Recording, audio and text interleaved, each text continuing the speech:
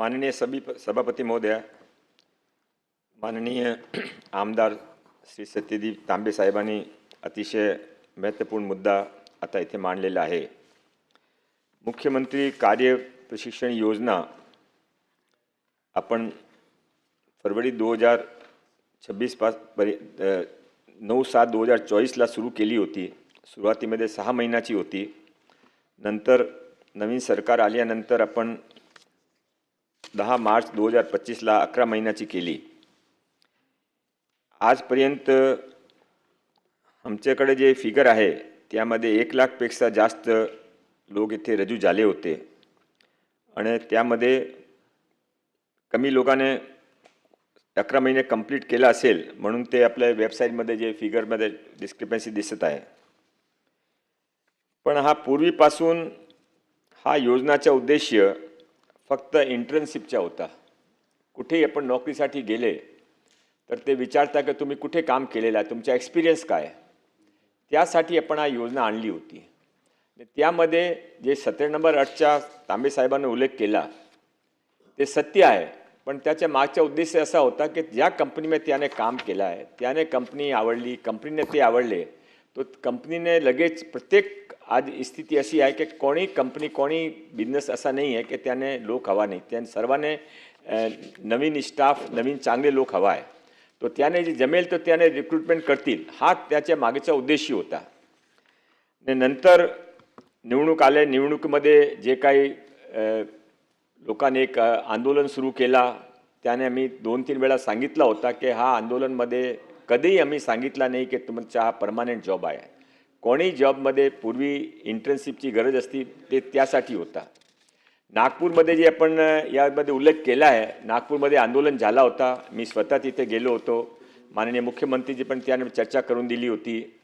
यामध्ये त्याने त्यावेळी पण सांगितलं होता की हा सुरू करायचा आहे, कंटिन्यू करायचा आहे, तो तुम्हाला पण सहकार करावा लागेल। आणि त्यावेळी माननीय मुख्यमंत्री देवेंद्र फडणवीस साहेबांच्या निर्देशानुसार आम्ही त्यांचे सहायतासाठी एक नवीन GR काढला होता। ते नवीन GR मध्ये त्याने जे काही हा कोर्स करत आहे त्यांच्यासाठी आपण 6 सूत्रीय कार्यक्रम त्यावेळी जाहीर केला होता आणि त्यामध्ये त्याने आपण शॉर्ट टर्म कोर्सेस जे माननीय प्रधानमंत्रीजीने उद्घाटन केला होता त्यामध्ये त्यांच्यासाठी 10% जागा राखीव ठेवली। एक कोर्स त्याने आपण फ्री ITI मध्ये करून देऊ। सेल्फ एम्प्लॉयमेंटमध्ये आपण एक माननीय मुख्यमंत्रीचे नावावर CM महाफंड अशी एक अतिशय चांगली योजना सुरू केली आहे। ते आता 1 एप्रिलपासून ते लॉन्च होणार आहे आणि त्यामध्ये आपण त्याने फायनान्शियली हेल्प पण करू, प्रशिक्षण पण करू, मेंटरिंग पण करू, तो त्यामध्ये पण आपण त्याने प्राधान्य देऊ। त्याशिवाय आपण जे सांगितलं की आपल्याकडे एम्प्लॉयमेंट एक्सचेंज नाही आहे, एम्प्लॉयमेंट एक्सचेंज आहे पण एम्प्लॉयमेंट एक्सचेंजने अजून स्ट्रॉंग करायचा आपण निर्णय घेतला आहे आणि त्याने मॅच मेकिंग पोर्टलप्रमाणे काम करायला लागू। ते जे उद्योगाने हवा आहे आणि जे आपल्याकडे स्टुडंट्स आहे त्यामध्ये मॅच मेकिंग करून त्याने कसा जॉब मिळू शकते त्यासाठी करू।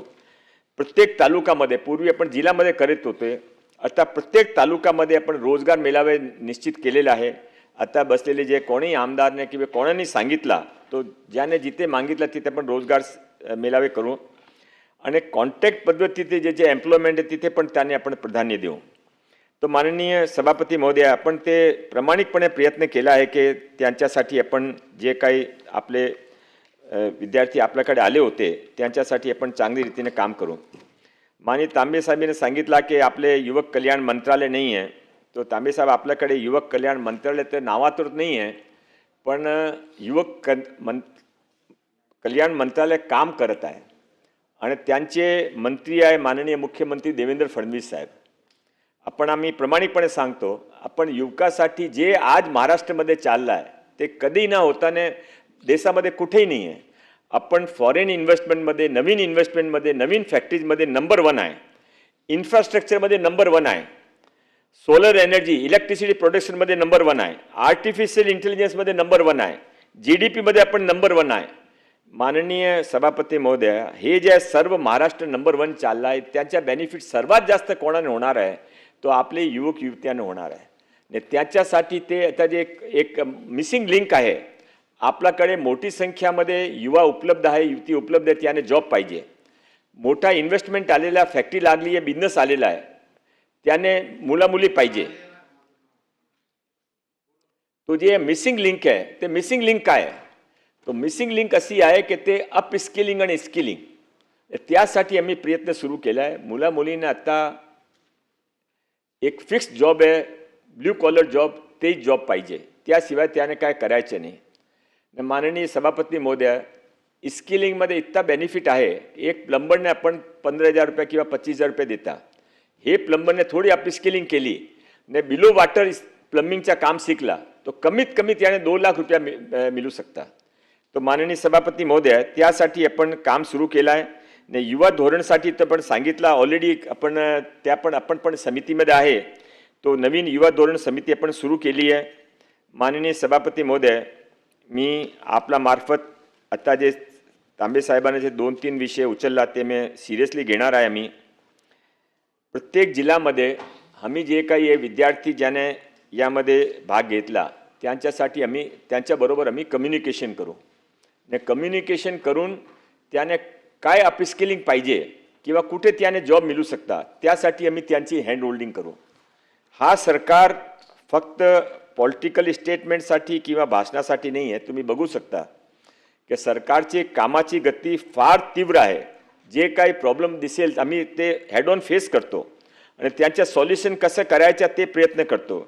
आज जे काही आपण इथे सांगितलं आहे ते सर्व आपण पूर्ण करू. मला आपली विनंती आहे की ते एक आपण समितीचं गठन पण माननीय मुख्यमंत्रीजी चर्चा करू युवकासाठी, रोजगारसाठी. ते जे काही एम्प्लॉयमेंट एक्सचेंजचा पण जे विषय उचलला त्यासाठी आपण एक समिती गठीत करायला हवा आहे असं मला मनामध्ये आहे.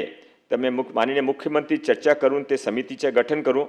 ने माननीय सत्यजित तांबे साहेब, मी आपला परत एक वेळा विनंती करतो की हे जे काही आपला प्रश्न होते सर्व प्रश्न सिरियसली घेणार आहे. ने तुम्ही नेहमी युवकासाठी आणि एम्प्लॉयमेंटसाठी बोलता, आम्हाला त्यासाठी काही आम्ही पण शिकतो. आज जे पण आपण विषय मांडला आहे ते सर्व विषय आपण 3 महिन्याच्या आत मार्गी लागू असं आपलं मी वचन देतो. धन्यवाद. सन्माननीय विक्रम काळे, सगळ्यांनी थोडी वेळेची मर्यादा पाळा. आपल्याला 9 नंबरची पण चर्चा घ्यायची आहे मंत्री महोदयांची, 3 नंबरची पण घ्यायची आहे.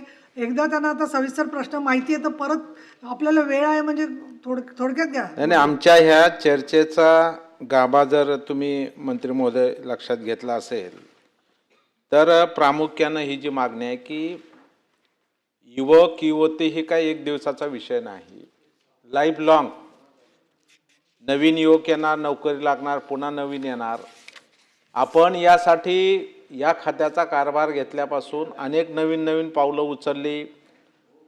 छत्रपती राजर्षी शाहू महाराज रोजगार अभियान आपण सुरू केलं, मेळावे घेतले, मी स्वतः त्या मेळाव्याला हजर होतो.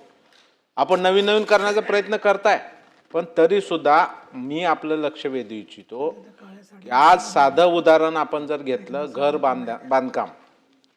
बांधकाम हा विषय जरी घेतला, तुम्ही असो, आम्ही असो, इथं बसलेले प्रत्येकजण असो, सभापतीमध्ये घर बांधायचं म्हटलं तरी सुद्धा मिस्त्री कुठले असतात? मिस्त्री सुद्धा बाहेरचे.